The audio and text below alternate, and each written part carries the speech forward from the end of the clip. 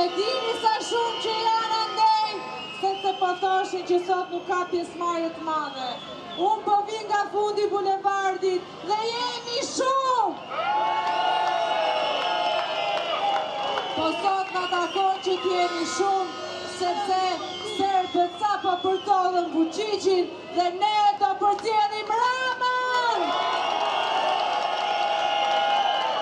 Kemi thënë Rama jep dorëheqjen, Berisha mburg, Rama mburg.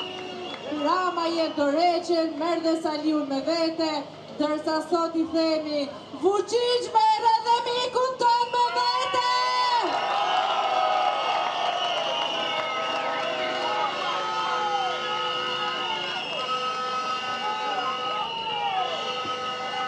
Po mundohen që çështjen e zonave të mbrojtura ta kthejnë në një tezë antikombëtare. Po mundohen të intimidojnë gjithë që dalin shesh. Mos u intimidoni nga ata opinionistë dhe deputet të cilët kanë arritur aty ku janë, vetëm duke manipuluar opinionin publik.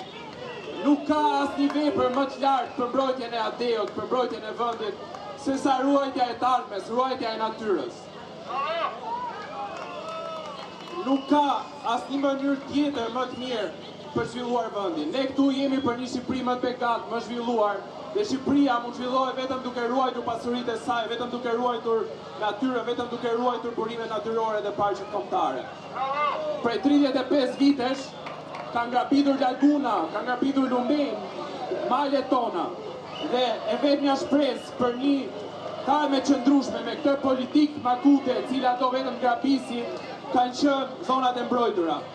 E ndryshuan dhe atë liq për gabitur dhe atë që kanë mbetur. Radha i erdhi lagunës të nartës pas bumeve Lipojës dhe tashmë e gjithë çështja po zbërthehet.